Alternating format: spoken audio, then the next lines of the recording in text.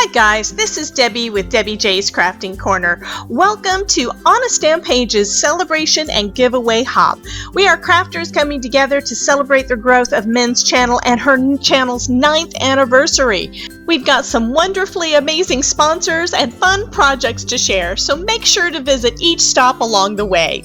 At the top of the description box, you'll find a link to the next person in the lineup. I hope you take time to watch all the videos on the hop because we love your comments and thumbs up. If you aren't already a subscriber to my channel, I hope you'll consider subscribing and click on the little bell so you won't miss any of my uploads. You can also use hashtag OnAStampPage2020 to find all of the videos in this hop in order to maximize your chances of winning one of our grand prizes. Some of us might be offering other prizes on our channel, so please be sure to pay close attention for details. At the end of the hop, we'll have the grand prize winners drawn from those who watched and commented on all hop videos. The grand prize drawings are open internationally. Please check out my description box for all of the details. For today's project, I'll be creating this adorable sleeping unicorn pop-up slider card. I just love this little sleeping unicorn. She is just too cute. About a year or so ago, I found this image online as a free printable coloring page, believe it or not. So I sized it down to fit an A2 size card and printed a few out. And it sat in my stash ever since. Then when we did the Scrap Hoarder series, I came across them again, and I just had to color them up with my alcohol markers. I cut them out with my ScanNCut, and now they are ready to be added to a card. I'm starting off with a 4 by 5 1/4 inch panel using some pink pattern paper that I had in my scrap bin. Now these are going to be the same measurements and template that I used for the Halloween slider card that I showed you back in August. If you haven't seen that yet, check it out here. This next piece of cardstock is going to be the slider. It measures 3 1/4 by 4 1/2.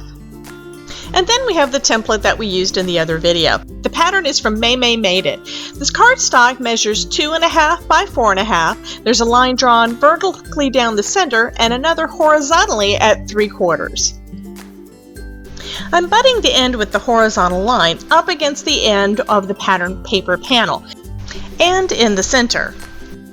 Then I'm tracing a cutting line on the slider mechanism panel. You'll see that I'm drawing from the horizontal line down to the other end of the template on both sides and across the short end.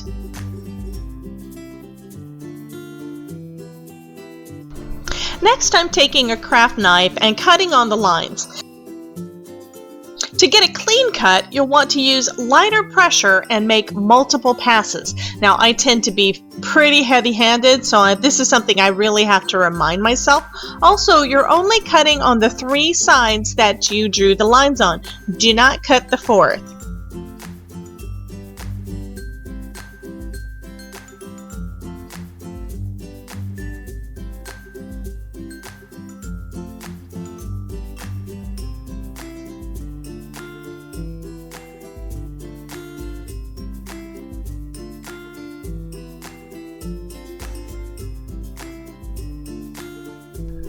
Now that we've cut the window, we need to do some scoring where it's going to fold up. All of the scores will be from one cut line to the other cut line. Don't score the whole panel. The first score is at 3/4 of an inch from the end, and this is on the end that we didn't cut. So you're basically cutting from one cut line to the other across where we didn't go. The next one that I'm doing is at 2 1/4. This is approximately in the center of the fold of the panel. And then the last one is going to be at 4 inches. So that's going to be near the bottom. Next, I'm going to create some spacers to add to our pattern paper slider mechanism. These are just thin strips of scrap cardstock that I cut to about a 1/4 inch wide. This is optional, but what they do is give a little more space for the slider to move without adding too much bulk. Now, I've used foam tape for this step too, and you don't actually have to add anything if you want. The foam tape helped, but it made it a bit harder for me to get the cards in the envelope. I'm cutting 4 strips that are about 5 inches long and 2 strips that are about 4 inches long. Then I'm gluing them together. So I'll be taking the 2 4-inch strips and gluing those together with my art glitter glue, creating one spacer strip from that.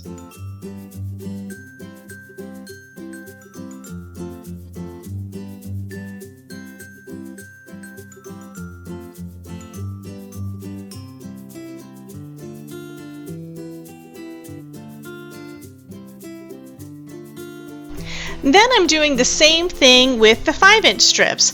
I'm going to take 2 5-inch strips, glue those together, then take the other 2 5-inch strips and glue those together. That'll create 2 strips that are basically doubled up cardstock.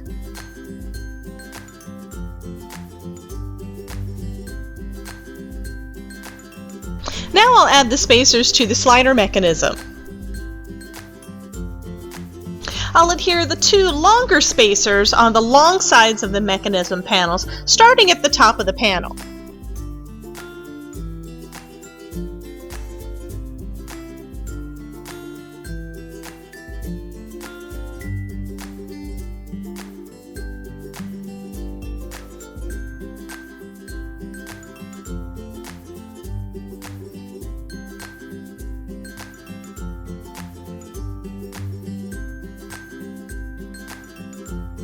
Then I'll do the same with the shorter spacer along the bottom of the mechanism panel.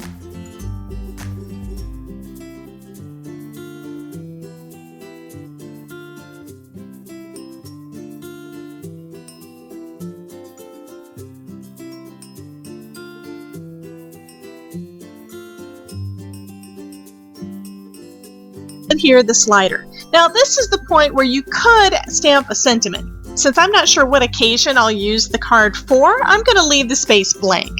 So I'm going to go ahead and fold on each of those score lines. Basically, it starts off with a valley fold, then a mountain fold, and then a valley fold. This creates that neat pop-up feature. Then I'll adhere the slider piece to the bottom, that at the opening end, at the bottom of our panel there.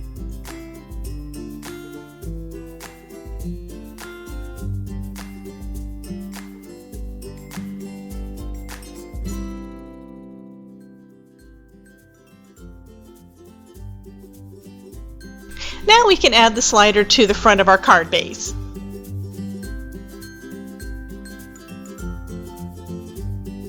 I'm adding a strong double-sided adhesive tape to the spacers, and then I'll adhere this down to the center of our panel.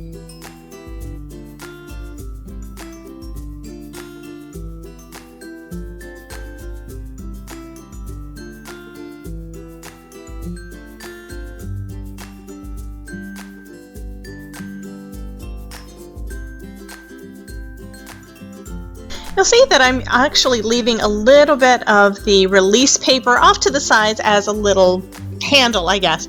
This is so that it's easier for me to position this panel onto the front of the card base, because this is one that I really wanted to be centered exactly perfect in the center, and I sometimes have trouble with that. I'm also putting some art glitter glue liquid adhesive so that it does give me a little bit of wiggle room when I put that adhesive down.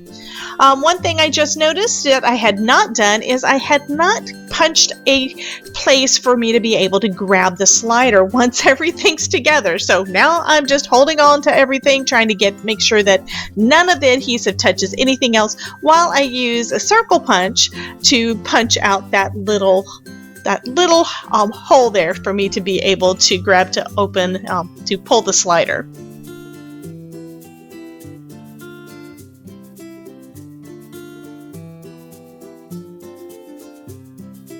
I'd say that placement is pretty much close enough. It does leave that tiny little border around the edges of my of my card.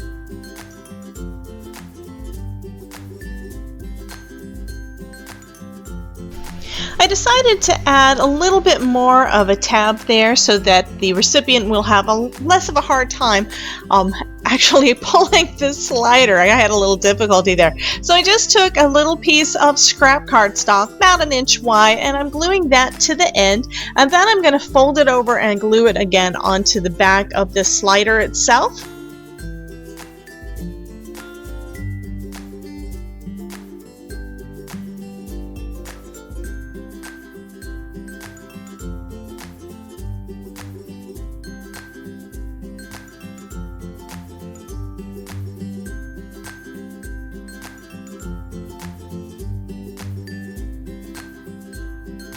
So now it's just a little bit taller than the card, but it does make it a lot easier to pull that slider. Now I'll finish decorating the card. This is really easy decorating. I want that focal point to be that cute little unicorn, so I am just adding some adhesive to one part of that pop-up of the slider so that it doesn't get adhered all the way down, and then just pop that unicorn right on top there. I used my DOTLINER adhesive, that way if I do need to reposition it, I can do so. I did decide that I needed a little bit of shimmer added to this little unicorn, so I grabbed my Spectrum Noir markers and I'm just going to add some shimmer to some spots, add it to his her little wing and her unicorn horn, and then to her eyelids that are sleeping, and to her little hooves. That just adds just a touch of extra shimmer to the card. You could, of course, add as much or as little decor to that card, but I think this is just so precious. I'm thinking that next time I need a card for a baby shower, this would be perfect for a new mom of a little girl.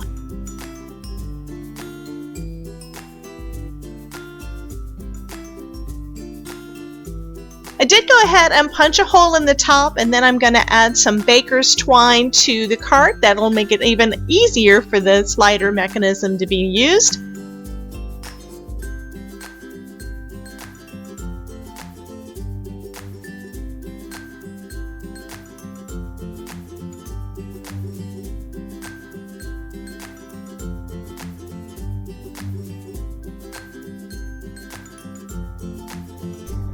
That finishes up this card for today. Thank you so much for joining us for the On a Stamp Page celebration and giveaway hop. I encourage you to visit all the other crafters in the hop because I know they will have a lot of inspirational projects for you to see. Be sure to like, subscribe, and comment all along the way so that you have a better chance of winning a grand prize.